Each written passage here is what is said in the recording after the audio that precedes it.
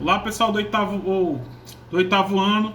Estamos aqui para concluir a nossa aulazinha que começou na semana passada. Hoje, como eu falei, a gente vai ver a unificação da Itália e da Alemanha.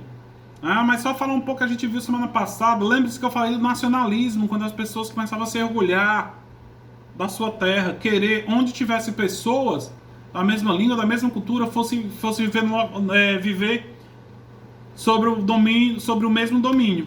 Então, foi nesse pensamento nacionalista que começou a unificação tanto da Itália e da Alemanha.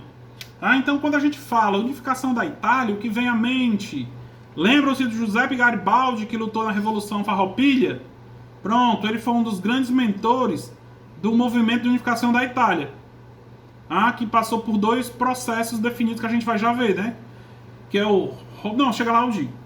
Mas vamos ver aí, eu estou no livro na página 291, que a gente vai encerrar o livro hoje, ó. A unificação da Itália. Eu vou ler e vou estar explicando. Porque pela 18ª vez eu digo, a gente tem que ler o livro, o motivo vocês já sabem o que é. O processo de unificação territorial e política tanto da Itália quanto da Alemanha demorou a acontecer em função de divisão desses reinos, desde a Idade Média e ser frutos de impasses dos senhores feudais que queriam em um número maior de terras para manter a relação de sucerano e vassalagem. Algumas dessas regiões se fortaleceram durante o Renascimento Cultural, como é o caso de Gênova e Veneza. A gente vê que eram as cidades mais desenvolvidas da Península Itálica. Antes das grandes navegações, essas duas cidades aqui detinham o comércio dos produtos vindos da Ásia. Os produtos como as especiarias que vinham das Índias. Então elas conseguiram se desenvolver. E não aceitavam uma unificação com outras cidades. Mas falando o mesmo idioma e tendo os mesmos costumes. Mesmo falando o mesmo idioma e tendo os mesmos costumes. Como eu falei antes, o nacionalismo. Pessoas que têm a mesma identidade cultural, a mesma língua, querer viver em um reino só. Aí olhem aí como era dividida a Itália. A Itália tinha o reino de Piemonte e Sardinha. A Itália não, a Península Itálica. O reino de Piemonte e Sardinha. Tinha os territórios que pertenciam à França. Os territórios incorporados em 1668. Razão das companhias de Garibaldi, que foram os terrenos que começaram a ser anexados à Península Itálica, o território entre 1870 e o território pretendidos pela Itália só anexado em 1919. Então isso aí, esse livro, eu estou lendo a legenda do mapa da página 292, tá?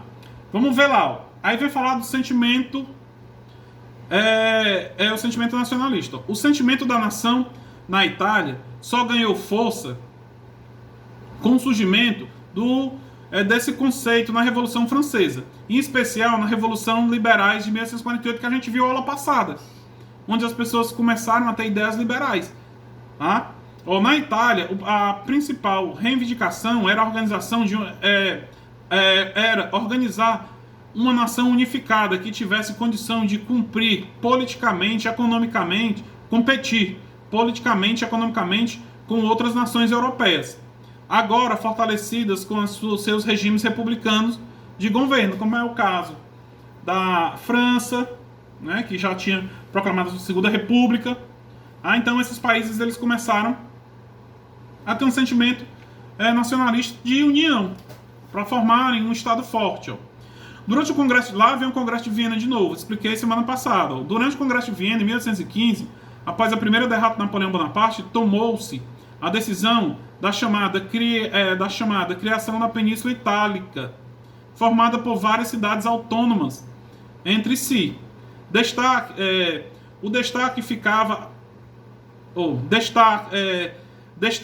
ficava ao sul, com o reino das duas Sicílias, ao norte, com Milão e Veneza. Ainda ao norte havia o reino de Piemonte, governado pela Casa de Sovaia.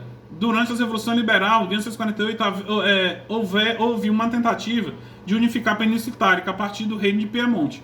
A ideia era derrotar o Império Austríaco para conseguir formar uma nação com mais ideais nacionalistas. Não haveria se consolidado. Foi realizada uma aliança com outras nações para combater os austríacos que conduziam esse processo, ou quem conduziu esse processo foi o rei Vítor Emanuel. O que acontece? A Áustria já tinha tentado unificar o território italiano, mas não deu certo. Tá? Esbarrou na resistência dos próprios povos da Península Itálica. Então essa primeira tentativa não deu certo, mas Vítor Emanuel, que era o rei, não desistiu. Tá? Não desistiu da unificação, apesar desse primeiro fracasso. Tá? Vamos lá. Aí vem as fases da formação do Estado Nacional Italiano. Então, a formação, vou aumentar mais o livro aqui. A formação foi um processo gradual, não foi da noite para o dia. Eles começaram a pensar e conseguiram a unificação. Estou aqui na página 293. 6 minutos de aula. Os historiadores consideram como início do processo de unificação do Estado italiano o ano de 1848, durante as revoluções liberais que atingiram boa parte da Europa. O rei Vítor Emanuel II buscou se aliar às nações contrárias ao modelo de governo do Império Austríaco, esse que tentou unificar e não conseguiram. Como forma mais prática de conseguir a unificação italiana, já que as ideias nacionalistas ainda não tinham se firmado. Esse projeto de unificação encontrou reações diferentes pelas forças políticas organizadas pelas classes sociais na Itália.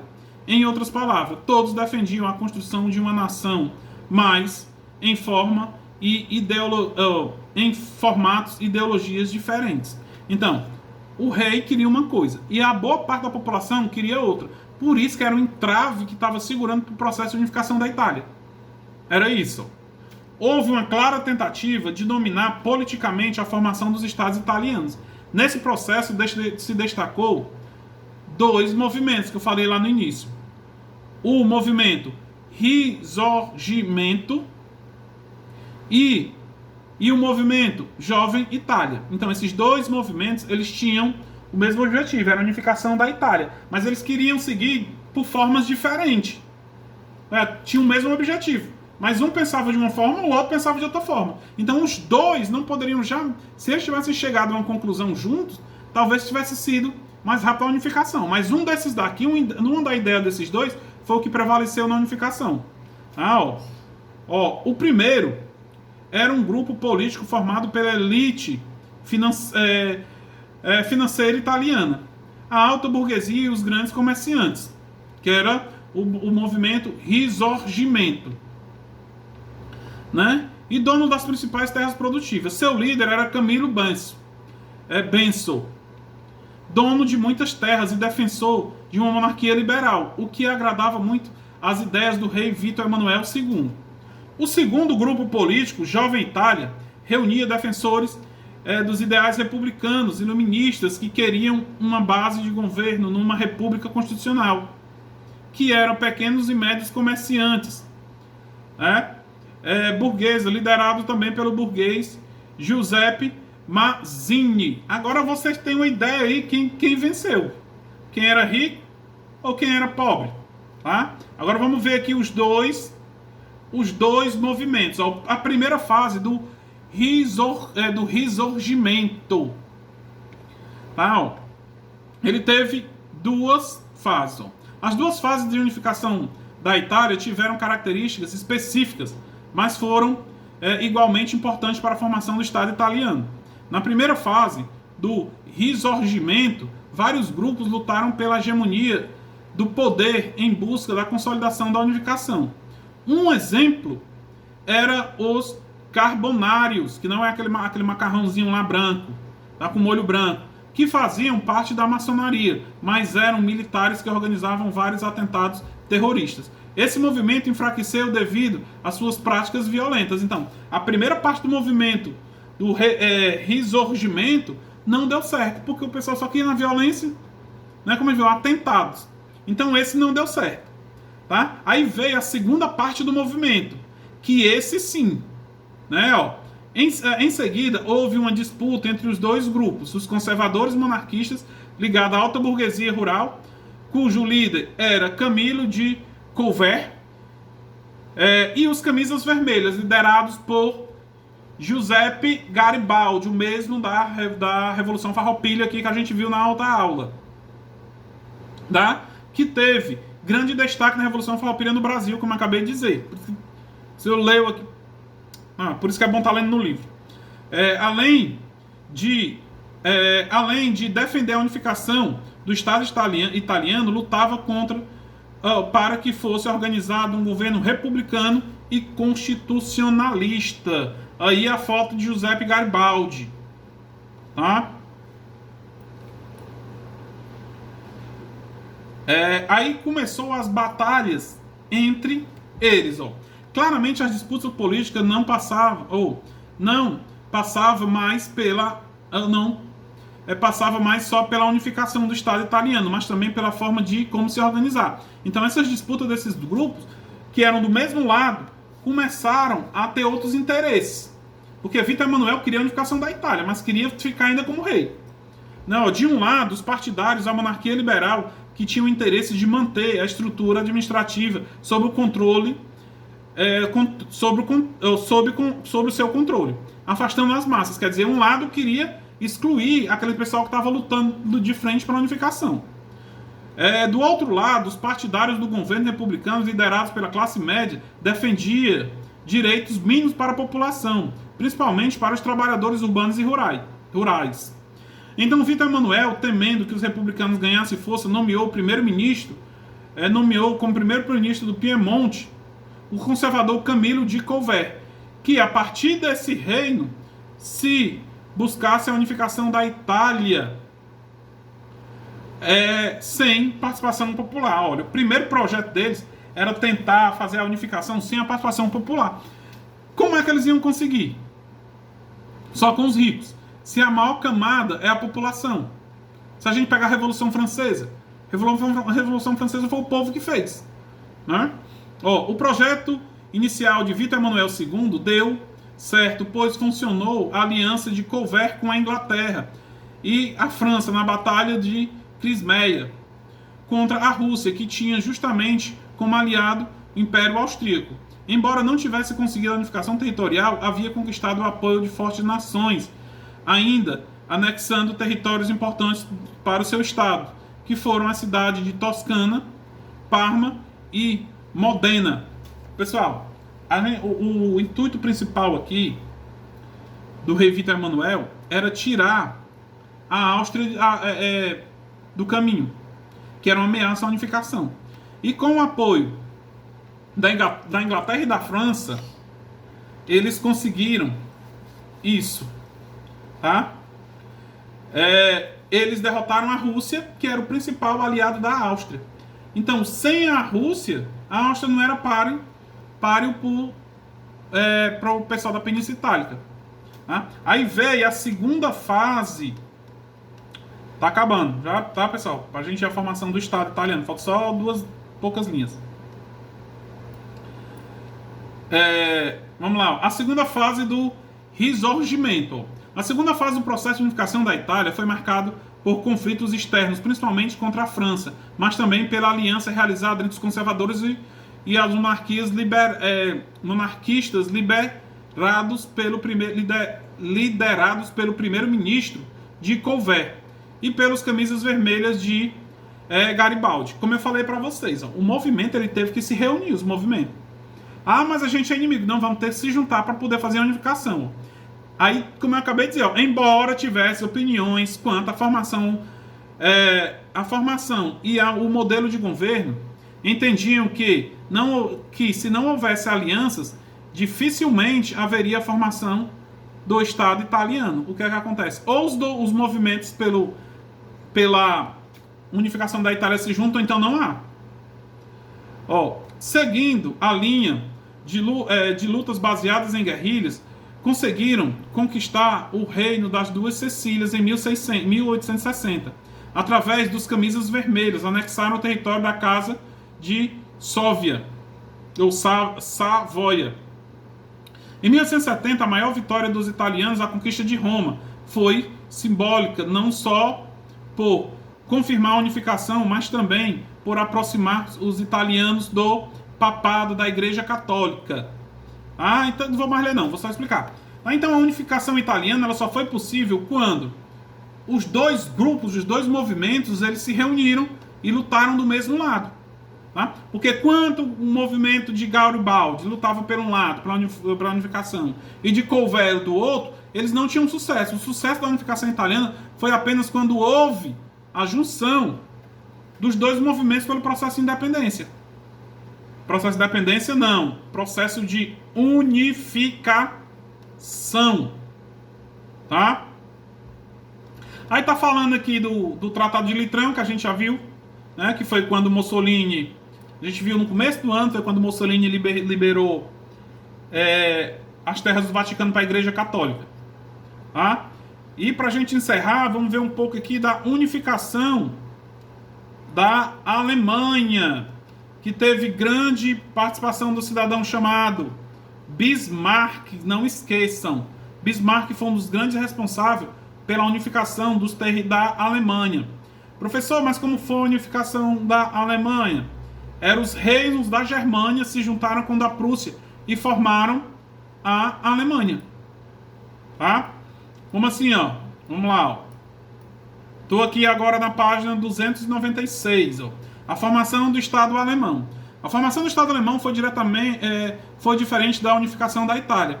Embora ambos fossem frutos da concepção nacionalista, como eu já falei várias vezes, de que uma nação fosse formada por um mesmo território com um governo autônomo e independente. As diferenças eram em relação à formação histórica, o que se desenhou a construção dos respectivos estados. A origem da Alemanha foi bastante complexa. Após a Idade Média, muitos reinos foram organizados de forma descentralizada, compondo o chamado Sacro Império Romano Germânico, quando diz os reinos germânicos.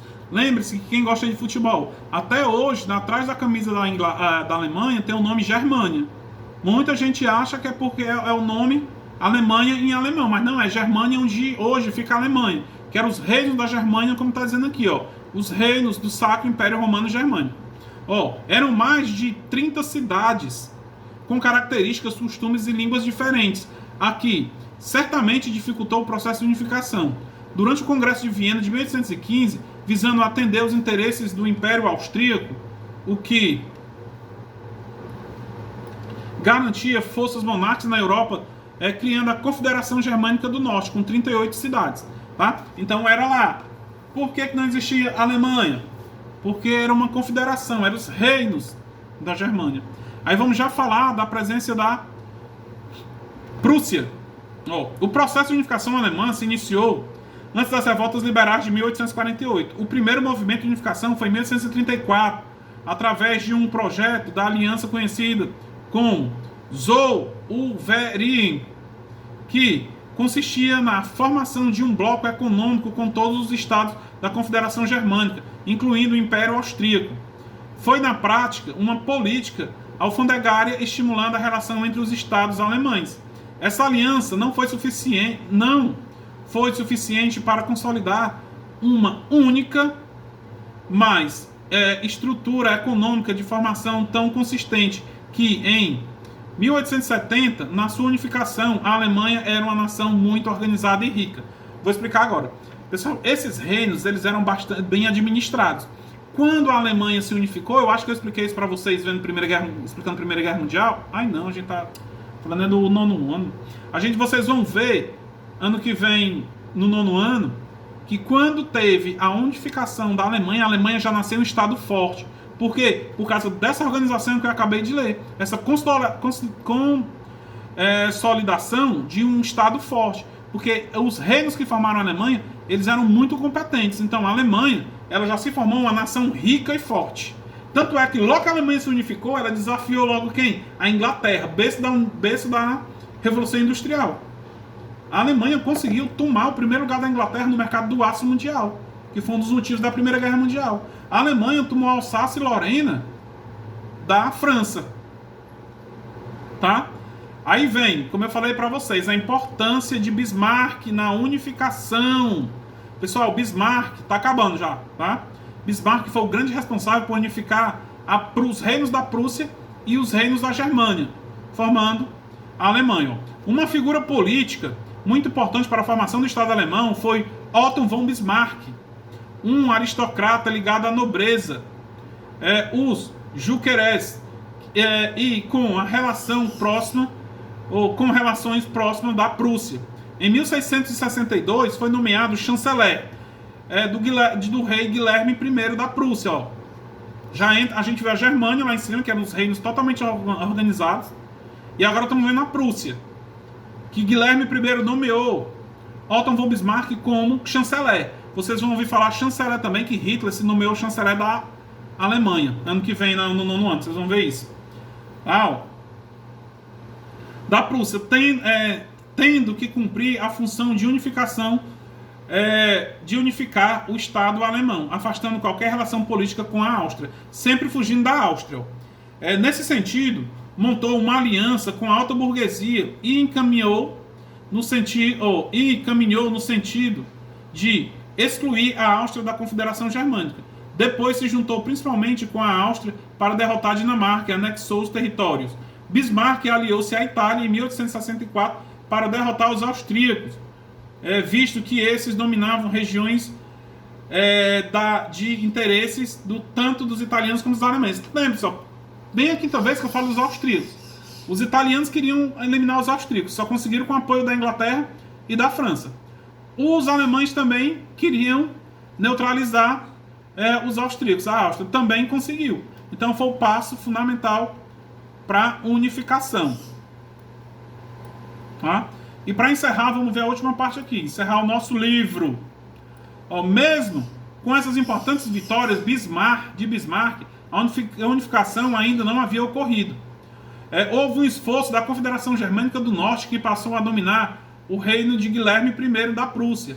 Já os estados do Sul continuavam sob o domínio dos franceses. Esse foi o principal motivo que antecedeu a Guerra Franco-Prussiana, em 1870. O pessoal acha que você não está entendendo nada sobre essa Guerra Franco-Prussiana. Foi uma guerra entre França e Prússia. Foi onde a França perdeu a Alsácia e Lorena, que eu citei anteriormente. Os estados germânicos do Sul romperam com a França e se aliaram aos estados do Norte. Na Batalha de Sudã, os aliados alemães derrotaram os franceses, que tiveram de assinar o Tratado de Frankfurt, né? Reconhecendo a derrota e a formação dos estados alemães. O rei Guilherme I foi então nomeado imperador da Alemanha, com o nome de Kaiser, tá? Como Hitler também gostava de ser chamado, Kaiser alemão. O Hitler não. Hitler foi substituir o Kaiser alemão. E coroado na sala dos espelhos do Palácio de Versalhes, grande símbolo da monarquia francesa. O Estado alemão estava formado, mas outro fator decorrente da derrota francesa seria determinante para um futuro conflito. A França teve que ceder a Alsácia e Lorena à Alemanha, o que gerou a Primeira Guerra Mundial. Tá? Então, Bismarck foi o grande mentor do processo de unificação da Alemanha. Pessoal, nesse período, tá, os estados germânicos eram divididos em dois. A confederação, como a gente vê, a do norte, em cima, e a do sul. Aí a do sul era aliado com os franceses. A unificação só se consolidou quando os estados do norte e do sul se reuniram e derrotaram a França. Tá? A atividadezinha tá lá, e qualquer dúvida me perguntem no WhatsApp. Próxima semana é só as orientações para a prova. Abraço.